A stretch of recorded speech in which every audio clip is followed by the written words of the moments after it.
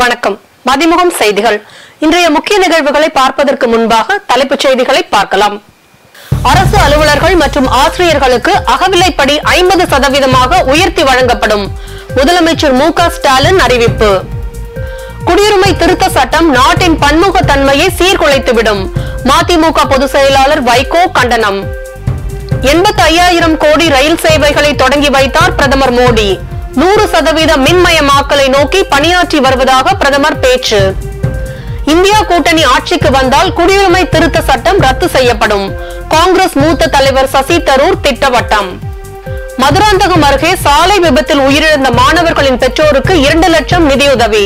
முதலமைச்சர் மு.க. ஸ்டாலின் உத்தரவு. அரசு அலுவலர்கள் மற்றும் ஆசிரியர்களுக்கு 46% உள்ள அகவிலைப்படியை 50% உயர்த்தி வழங்கப்படும் என முதலமைச்சர் மு.க. ஸ்டாலின் அறிவித்துள்ளார்.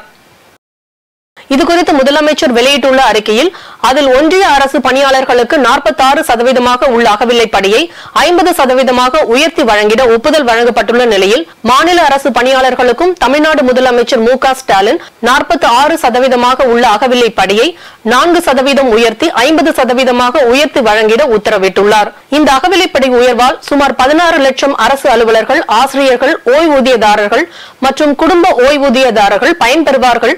இதனால் ஆண்டு ஒன்றுக்கு அரசுக்கு 2587.91 கோடி கூடுதல் செலவினம் ஏற்படும். எனினும் அரசு அலுவலர்கள், ஆசிரியர்கள் மற்றும் ஓய்வூதியதாரர்கள் நலன் கருதி இதற்கான கூடுதல் நிதியை அரசு ஒதுக்கீடு செய்யும் என முதலமைச்சர் அந்த அறிக்கையில் குறிப்பிட்டுள்ளார். குடியுரிமை திருத்த சட்டம் நாட்டின் பன்முகத்தன்மையை சீர்குலைத்துவிடும் என்று மதிமுக பொதுச் செயலாளரும் மாநிலங்களவை உறுப்பினருமான வைகோ கண்டனம் தெரிவித்துள்ளார். இது தொடர்பாக அவர் வெளியிட்டுள்ள அறிக்கையில், மோடி தலைமையில் பாஜக தனி பெரும்பான்மையுடன் 2வது முறையாக ஆட்சியில் அமர்ந்ததும், காஷ்மீர் சிறப்பு உரிமை பறிப்பு, பாபர் மசூதி இடிப்பு வழக்கில் மோசடியான தீர்ப்பு, தேசிய குடிமக்கள் பதிவேடு, குடியுரிமை திருத்த சட்டம் ஆகியவற்றின் மூலம் இந்தியாவை சட்டப்பூர்வமாகவே இந்து ராஷ்டிரமாக அறிவிப்பதற்கான நடவடிக்கைகளில் ஈடுபட்டுள்ளதாக குற்றம் சாட்டியுள்ளார். 1955 நிறைவேற்றப்பட்ட குடியுரிமை சட்டம் இந்திய நாட்டில் பிறந்த அனைவருக்கும் இந்திய குடியுரிமை பெறும் வகையில் உருவாக்கப்பட்டிருந்ததை வைகோ சுட்டிக்காட்டியுள்ளார். மோடியின் ஆட்சியில் தற்பொழுது கொண்டுவரப்பட்டிருக்கும் சட்ட திருத்தமோ மிகவும் வெளிப்படையாகவே இந்தியாவில் குடிபெயர்ந்து வாழ்ந்து வரும் முஸ்லிம்களை மட்டும் தனிமைப்படுத்தி ஒதுக்குவதாக வைகோ குற்றம் சாட்டியுள்ளார். கடந்த 2019 ஆண்டு அறிமுகப்படுத்தப்பட்ட இந்த மசோதா மக்களவையில் பெரும்பான்மை ஆதரவுடன் நிறைவேறியதை வைகோ சுட்டிக்காட்டியுள்ளார். மாநிலங்களவையில் அதிமுக எம்பிக்களின் ஆதரவுடன் இந்த மசோதா நிறைவேற்றப்பட்டு குடியரசுத் தலைவரின் ஒப்புதலுக்கு பிறகு சட்டமானதையும் வைகோ நினைவு கூர்ந்துள்ளார். மதத்தை அடிப்படையாக கொண்டு குடியுரிமை வழங்கும் சர்ச்சைக்குரிய இந்த குடியுரிமை திருத்த சட்டத்திற்கு பாஜக அல்லாத மாநிலங்களை சேர்ந்த முதலமைச்சர்கள் கடும் எதிர்ப்பை தெரிவித்ததையும் வைகோ சுட்டிக்காட்டியுள்ளார். அசாம், திரிபுரா உள்ளிட்ட வடகிழக்கு மாநிலங்களிலும் கடும் எதிர்ப்பு எழுந்ததாக தெரிவித்துள்ள வைகோ, வங்கதேசத்திலிருந்து வரும் அகதிகளால் தங்களது உரிமைகள் பறிபோகும் என வடகிழக்கு மாநில மக்கள் போராட்டத்தில் ஈடுபட்டதையும் நினைவு கூர்ந்துள்ளார். மேலும் தமிழ்நாடு சட்டமன்றத்தில் குடியுரிமை திருத்த சட்டத்தை செயல்படுத்தக்கூடாது என்று திமுக அரசு தீர்மானம் நிறைவேற்றியதையும் வைகோ சுட்டிக்காட்டியுள்ளார். நாட்டின் விடுதலைக்கு பிறகு இஸ்லாமிய பெருமக்கள் குடியுரிமை திருத்த சட்டத்தை எதிர்த்து இந்தியா முழுவதும் தீவிர போராட்டத்தில் இறங்கியதாகவும், லட்சக்கணக்கான இஸ்லாமிய பெண்கள் தங்கள் எதிர்காலம் குறித்த கவலையோடு வீதியில் இறங்கி போராடியதையும் வைகோ நினைவு கூர்ந்துள்ளார். இந்நிலையில் குடியுரிமை திருத்த சட்டத்தை செயல்படுத்துவதை ஒத்திவைத்த பாஜக அரசு மக்களவை தேர்தல் அறிவிப்பு வெளிவருகிற சூழலில் இச்சட்டத்தை நடைமுறைப்படுத்த ஆணை பிறப்பித்துள்ளது கடும் கண்டனத்துக்குரியது எனவும் வைகோ தெரிவித்துள்ளார். அரசியல் அமைப்பு சட்டத்திற்கு எதிராகவும் நாட்டின் பன்முகத்தன்மையை சீர்குலைக்கும் வகையிலும் கடந்த 10 ஆண்டுகளாக செயல்பட்டு வரும் பிற்போக்கு இந்துத்துவ பாசிச பாஜக அரசை ஆட்சி பீடத்திலிருந்து அகற்றுவது ஒன்றே ஜனநாயக சக்திகளின் இன்றியமையாத கடமை என வைகோ தமது அறிக்கையில் குறிப்பிட்டுள்ளார்.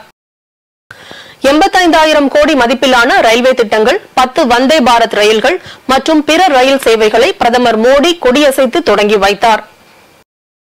சென்னை சென்ட்ரல் ரயில் நிலையத்திலிருந்து கர்நாடக மாநிலம் மைசூர் வரையிலான மேலும் ஒரு வந்தே பாரத் ரயில் சேவை ஆகியவற்றை பிரதமர் மோடி காணொலி காட்சி வாயிலாக கொடியசைத்து தொடங்கி வைத்தார். இந்த நிகழ்ச்சியில் சென்னையில் மத்திய இணை அமைச்சர் எல் முருகன், ஆளுநர் RN ரவி ஆகியோர் பங்கேற்றுள்ளனர். குஜராத்தில் இருந்து நாட்டின் பல்வேறு பகுதிகளுக்கு 10 வந்தே பாரத் ரயில் சேவைகள், மின்சார இழுவை, ரயில்வே பணிமனைகளை காணொலி காட்சி வாயிலாக தற்போது தொடங்கி வைக்கப்பட்டுள்ளது. பின்னர் விழாவில் பேசிய பிரதமர் நரேந்திர மோடி 2014ஆம் ஆண்டை காட்டிலும் நாட்டின் பட்ஜெட் 6 மடங்கு அதிகரித்துள்ளதாக தெரிவித்தார். கடந்த 10 ஆண்டுகள் நடந்தது வெறும் ட்ரெய்லர் தான், இன்னும் நீண்ட தொலைவு செல்ல வேண்டியுள்ளதாக கூறிய பிரதமர், நாம் எதிர்கொண்ட போராட்டங்களை நமது எதிர்கால சந்ததியினர் சந்திக்க கூடாது என தெரிவித்தார். தொடர்ந்து பேசிய அவர், நாட்டில் தற்போது 250 மாவட்டங்களில் வந்தே பாரத் ரயில்கள் இயக்கப்படுகின்றன. ரயில்வேயில் 100% மின்மயமாக்கலை நோக்கி பணியாற்றி வருவதாக கூறினார். இந்தியா கூட்டணி ஆட்சிக்கு வந்தால் குடியுரிமை திருத்த சட்டம் ரத்து செய்யப்படும் என்று காங்கிரஸ் மூத்த தலைவர் சசி தரூர் தெரிவித்துள்ளார். திருவனந்தபுரத்தில் செய்தியாளர்களிடம் பேசிய அவர், குடியுரிமை திருத்த சட்டம் தார்மீக ரீதியாகவும் அரசியலமைப்பு ரீதியாகவும் தவறானது. இதை எதிர்த்து உச்சநீதிமன்றத்திற்கு செல்லும் இந்தியன் யூனியன் முஸ்லிம் லீகின் முடிவை தான் முழுமையாக ஆதரிப்பதாக கூறினார். மேலும் இந்தியா கூட்டணியும் காங்கிரஸ் கட்சியும் ஆட்சிக்கு வந்தால் இந்த சட்டத்தை சந்தேகத்திற்கு இடமின்றி திரும்ப பெறுவோம் எனவும், இது தங்களின் தேர்தல் அறிக்கையில் இடம்பெறும் எனவும் தெரிவித்தார். இதனிடையே சென்னையில் செய்தியாளர்களை சந்தித்த தமிழ்நாடு காங்கிரஸ் கமிட்டி தலைவர் செல்வ பெருந்தகை, SBI தேர்தல் பத்திர விவகாரத்தை திசை திருப்பும் விதமாக CAA சட்டத்தை ஒன்றிய அரசு கொண்டு வந்துள்ளதாக தெரிவித்துள்ளார். மேலும் வீரபாண்டியனை காட்டிக் கொடுத்த எட்டப்பனை போல் அண்ணாமலை தமிழர்களை காட்டிக் கொடுக்கிறார் என செல்வ பெருந்தகை கூறியுள்ளார். தமிழர்களுக்கு எதிரான ஆட்சியா மோடி ஆட்சி? தமிழர்களை ஏன் புறந்தள்ளுகிறார்கள்? அப்ப இந்தி பேசும் இந்துக்களுக்கு ஒரு நீதி, தமிழ் பேசும் இந்துக்களுக்கு ஒரு நீதியா? நாங்கள் எல்லாம் இந்துக்கள் தான். எங்களை எதற்கு ஓரவஞ்சனையோடு மோடி வஞ்சிக்க வேண்டும்? இதற்கு துணை போகின்ற அண்ணாமலை ஒரு காலத்தில் வீரபாண்டிய கட்டபொம்மன் திரைப்படத்தில் அந்த வரலாற்றில் பார்ப்போம். தமிழாக இருந்து தமிழ்நாட்டை சார்ந்த எட்டப்பன் தமிழர்களை காட்டி கொடுத்தான்.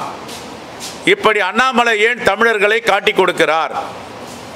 ஏன் இலங்கை தமிழர்களை இதில் சேர்க்கவில்லை என்பதற்கு மோடி அவர்கள் பிரச்சாரத்திற்கு வரும்பொழுது பதில் சொல்ல வேண்டும்.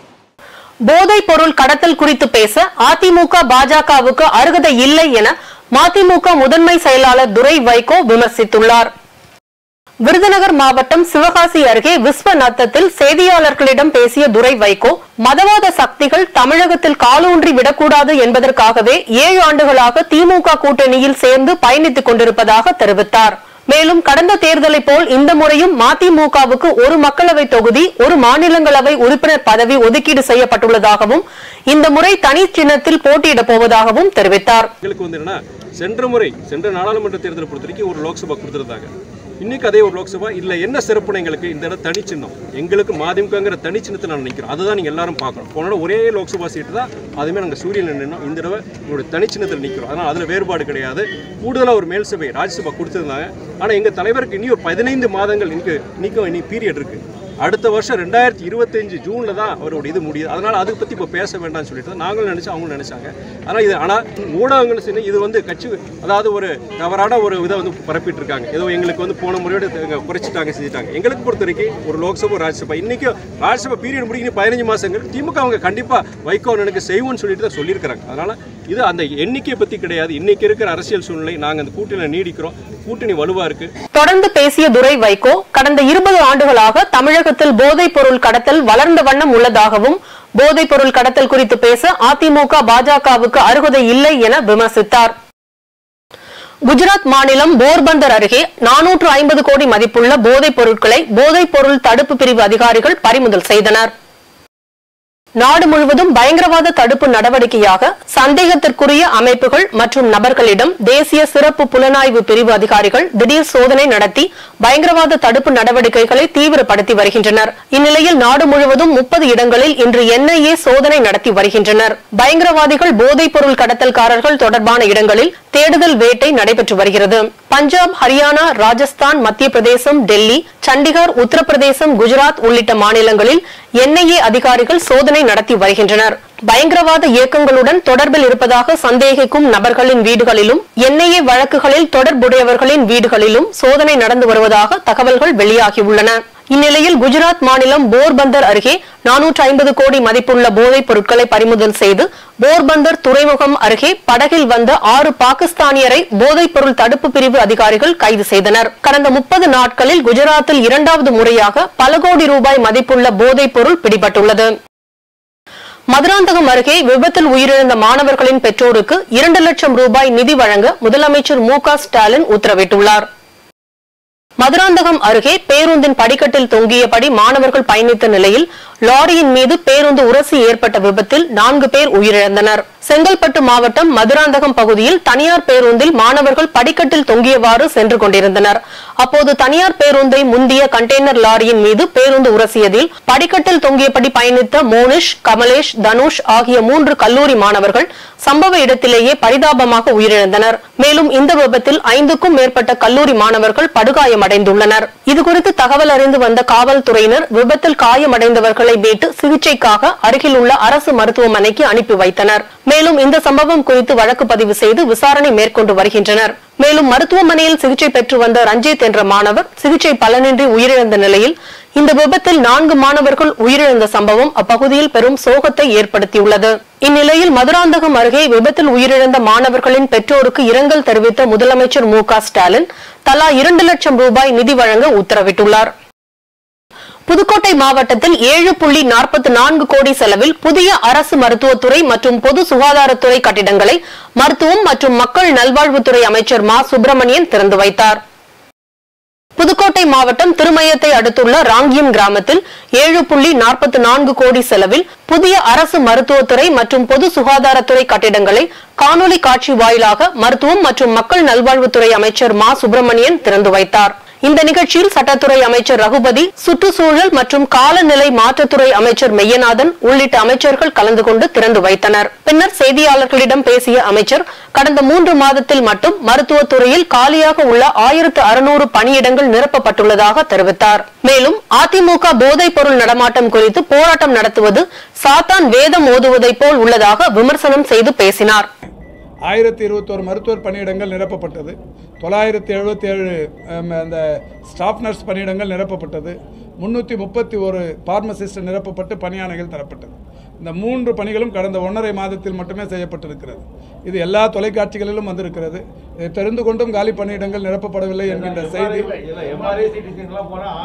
இல்லை நான் என்ன கேட்குறேன், இல்லை இதுதான் இப்போ இவ்வளோ நிரப்பி இருக்குதுன்னு சொல்கிறோம். காலி பணியிடங்கள்னு சொன்னீங்க, எங்கே இருக்குதுன்னு சொன்னால் அதுக்கான பதில் சொல்லுவோம். இப்போ இல்லைங்க, நான் சொல்லுவேன். கேள்வி கேட்டீங்க, நான் பதில் சொல்கிறத கேட்டுங்க. கேள்வி கேட்குறீங்களா, பதில் சொல்கிறத கேட்டுருங்க.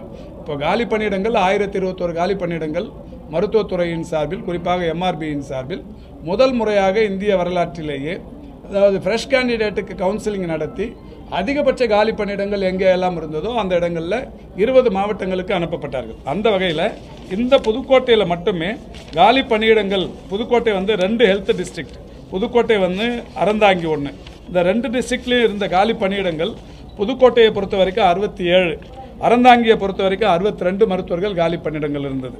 இப்போ நாம் இந்த 20 டிஸ்ட்ரிக்டில் இந்த 2 டிஸ்ட்ரிக்ட்டுமே சேர்ந்து இருந்தது. ஃப்ரெஷ் கேண்டிடேட்டை இந்த டிஸ்ட்ரிக்ட்லாம் நீங்கள் வேலை எடுக்கணும்னு சொன்னதில் 67 வேகன்சியில் 64 பேர் வேலைக்கு எடுத்திருக்கிறாங்க. இது வரைக்கும் 59 பேர் சேர்ந்துட்டாங்க. திமுக கூட்டணியில் மார்க்சிஸ்ட் கம்யூனிஸ்ட் கட்சி எந்தெந்த தொகுதிகளில் போட்டியிட உள்ளது என்பது குறித்த அதிகாரப்பூர்வ அறிவிப்பு வெளியாகியுள்ளது. நாடாளுமன்ற தேர்தல் நெருங்கி வரும் நிலையில் தமிழ்நாட்டில் திமுக தலைமையிலான கூட்டணியில் தொகுதி பங்கீடு உறுதியாகியுள்ளது. அதன்படி திமுக கூட்டணியில் இடம்பெற்றுள்ள காங்கிரஸ் 10 தொகுதிகள், இந்திய கம்யூனிஸ்ட் 2 தொகுதிகள், மார்க்சிஸ்ட் கம்யூனிஸ்ட் 2 தொகுதிகள், விடுதலை சிறுத்தைகள் 2 தொகுதிகள், மதிமுக 1 தொகுதி, இந்தியன் யூனியன் முஸ்லிம் லீக் 1 தொகுதி, கொங்கு மக்கள் தேசிய கட்சி 1 தொகுதியிலும் போட்டியிட உள்ளன. எஞ்சிய 21 தொகுதிகளில் திமுக போட்டியிட உள்ளது. இந்நிலையில் திமுக கூட்டணியில் மார்க்சிஸ்ட் கம்யூனிஸ்ட் கட்சி எந்தெந்த தொகுதிகளில் போட்டியிட உள்ளது என்பது குறித்த அதிகாரப்பூர்வ அறிவிப்பு வெளியாகியுள்ளது. அதன்படி மதுரை, திண்டுக்கல் ஆகிய 2 தொகுதிகளில் மார்க்சிஸ்ட் கம்யூனிஸ்ட் கட்சி போட்டியிட உள்ளதாக அக்கட்சியின் மாநில செயலாளர் பாலகிருஷ்ணன் தெரிவித்துள்ளார். கடந்த தேர்தலில் கோவை, மதுரையில் போட்டியிட்ட மார்க்சிஸ்ட் கம்யூனிஸ்ட் கட்சி தற்போது திண்டுக்கல், மதுரையில் போட்டியிடுகிறது. பரந்தூர் புதிய விமான நிலையத்துக்கு நில எடுப்புக்கான அறிவிப்பை தமிழக அரசு வெளியிட்டுள்ளது. காஞ்சிபுரம் மாவட்டம் பரந்தூர் சுற்றுவட்டாரத்தில் உள்ள 20 கிராமங்களை உள்ளடக்கி சுமார் 5746 ஏக்கர் பரப்பளவில் பரந்தூர் பசுமை வெளி விமான நிலையம் அமைக்கும் பணி நடைபெற்று வருகிறது. அங்கு விமான நிலையம் அமைக்க எதிர்ப்பு தெரிவித்து 595 நாட்களாக அப்பகுதி மக்கள் போராட்டம் மேற்கொண்டு வருகின்றனர். இதனிடையே முதற்கட்டமாக பொடாவூர் கிராமத்தில் விமான நிலையத்துக்கான நிலங்களை கையகப்படுத்த அறிவிப்பு வெளியிடப்பட்டது. இந்நிலையில் காஞ்சிபுரம் வட்டத்தில் உள்ள சிறுவள்ளூர் கிராமத்தில் 1,75,412 சதுர மீட்டர் நிலத்தை எடுப்பதற்கான அறிவிப்பு வெளியிடப்பட்டுள்ளது. நிலம் குறித்து குறைகள் உள்ளவர்கள் தங்களின் கோரிக்கை மற்றும் ஆட்சேபனைகளை 30 நாட்களுக்குள் தெரிவிக்கலாம். விமான நிலைய திட்ட வருவாய் அலுவலருக்கு ஆட்சேபனையை எழுத்து மூலமாக தெரிவிக்கலாம். ஆட்சேபனைகள் மீது ஏப்ரல் 30 தேதியன்று விசாரணை மேற்கொள்ளப்படும் என தெரிவிக்கப்பட்டுள்ளது. சென்னை சேப்பாக்கத்தில் அமைந்துள்ள மாநில கல்லூரி வளாகத்தில் குடியுரிமை திருத்த சட்டத்திற்கு எதிர்ப்பு தெரிவித்து இந்திய மாணவர் சங்கம் சார்பில் ஆர்ப்பாட்டம் நடைபெற்றது. சென்னை சேப்பாக்கம் மாநில கல்லூரி வளாகத்தில் இந்திய மாணவர் சங்கம் சார்பில் 50க்கும் மேற்பட்ட மாணவர்கள் கலந்து கொண்டு குடியுரிமை திருத்த சட்டத்திற்கு எதிராக கோஷங்களை எழுப்பி போராட்டத்தில் ஈடுபட்டனர். பின்னர் செய்தியாளர்களிடம் பேசிய இந்திய மாணவர் சங்கத்தின் மாவட்ட தலைவர் அருண், ஒன்றிய பாஜக அரசு தொடர்ந்து இந்தியாவிலும் மாணவர்களிடத்திலும் மக்களிடத்திலும் மத அரசியல் செய்து கொண்டிருக்கிறது. ஆகவே குடியுரிமை திருத்த சட்டத்தை திரும்ப பெறும் வரை எங்களது போராட்டம் தொடரும் என தெரிவித்தார். அதே போல இன்னைக்கு வெறும் ஒரு மதத்தை மட்டும் அவங்க பிளவுபடுத்துறது, இது தொடர்ச்சியா இந்தியாவில் தொடர்ச்சியாக நடந்துட்டு வருது. இந்த ஒரு மதத்தை மட்டும் வைத்து அரசியல் செய்யக்கூடாது அப்படின்ற கோரிக்கையும், அதே போல் இந்த சிஏஏ சட்டம் 2019 கொண்டு வரப்பட்ட போதே இந்திய மாணவர் சங்கம் தொடர்ச்சியான போராட்டங்களை இந்தியா முழுக்க நடத்திட்டு வந்தது. அதே வழியில் இன்னைக்கு இந்த போராட்டத்தை இன்னைக்கு நேற்று சாயந்தரமே சென்னை பல்கலைக்கழக விடுதியில் இந்த போராட்டத்தை நம்ம இந்திய மாணவர் சங்கம் ஆரம்பிச்சிட்டாங்க. இதை தொடர்ச்சியாக தமிழகம் முழுக்க இந்தியா முழுக்க இந்த போராட்டங்களை தொடர்ச்சியாக கொண்டு போகன்றதும், சிஏஏ சட்டத்தை எப்போ திரும்ப பெறுறாங்களோ அப்போ வரையும் இந்த போராட்டங்கள் தொடர்ச்சியா தொடரும். பல்வேறு மாவட்டங்களில் நடைபெற்ற நிகழ்வுகளை களத்தில் மதிமுகம் பகுதியில் பார்க்கலாம்.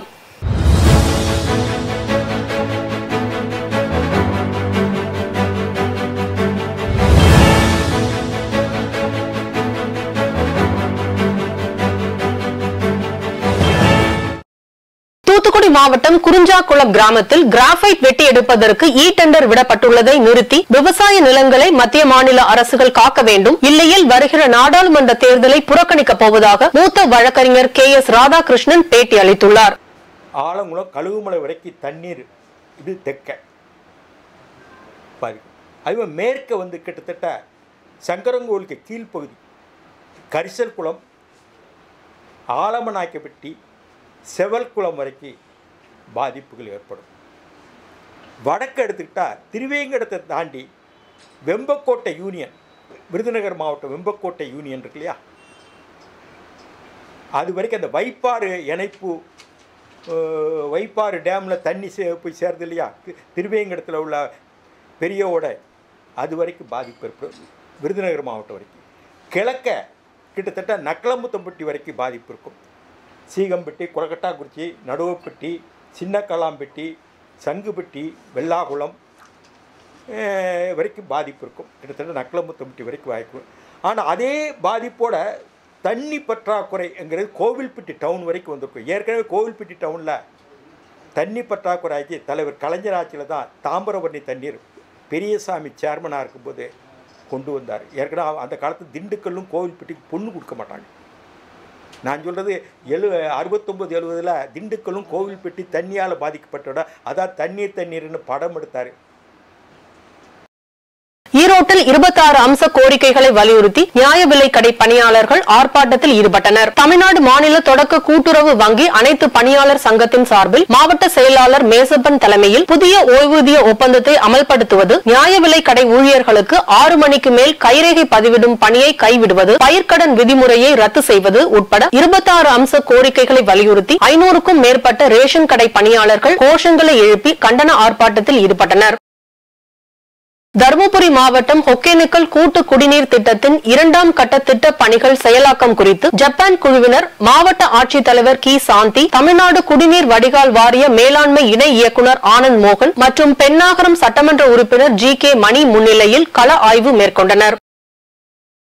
திருப்பத்தூர் மாவட்ட செய்தி மற்றும் மக்கள் தொடர்புத்துறை சார்பில் தமிழக அரசின் சாதனைகள் குறித்த புகைப்பட கண்காட்சி மாவட்ட செய்தி மக்கள் தொடர்பு அலுவலர் சுப்பையா தலைமையில் நடைபெற்றது. இதில் சிறப்பு அழைப்பாளராக மாவட்ட ஆட்சியர் தர்பகராஜ் கலந்து கொண்டு புகைப்பட கண்காட்சியை ரிப்பன் வெட்டி திறந்து வைத்தார். பின்னர் மாவட்ட பிற்படுத்தப்பட்டோர் நலத்துறை சார்பில் 25 பயனாளிகளுக்கு தையல் இயந்திரங்கள், மாவட்ட மாற்றுத்திறனாளிகள் நலத்துறை சார்பில் 33 பயனாளிகளுக்கு 3 சக்கர நாற்காலி வாகனம், செல்போன், விபத்து காப்பீடு என மொத்தம் 50 லட்சம் ரூபாய் மதிப்பீட்டில் நலத்திட்ட உதவிகளை வழங்கினார்.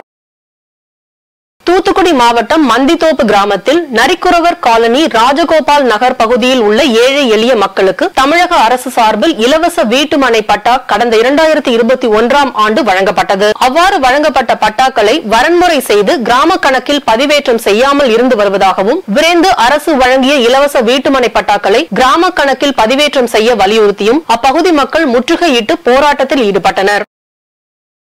புதுக்கோட்டையில் பிரசித்தி பெற்ற திருவப்பூர் முத்துமாரியம்மன் கோயில் தேரோட்ட திருவிழா கோலாகலமாக தொடங்கியது. இந்த தேரோட்டத்தை தமிழ்நாடு சட்டத்துறை அமைச்சர் ரகுபதி, தமிழ்நாடு சுற்றுச்சூழல் துறை அமைச்சர் மெய்யநாதன், மாவட்ட ஆட்சியர் மெர்சி ரம்யா ஆகியோர் தேரை வடம் பிடித்து இழுத்து தொடங்கி வைத்தனர். மேலும் இதில் புதுக்கோட்டை சட்டமன்ற உறுப்பினர் முத்துராஜா, திமுக வடக்கு மாவட்ட செயலாளர் செல்லப்பாண்டியன் உள்ளிட்ட ஆயிரக்கணக்கான பக்தர்கள் கலந்து கொண்டு தேரை வடம் பிடித்து இழுத்து சுவாமி தரிசனம் செய்தனர். இந்த தேரோட்ட திருவிழாவை முன்னிட்டு புதுக்கோட்டை மாவட்டத்திற்கு உள்ளூர் விடுமுறை அறிவிக்கப்பட்டது.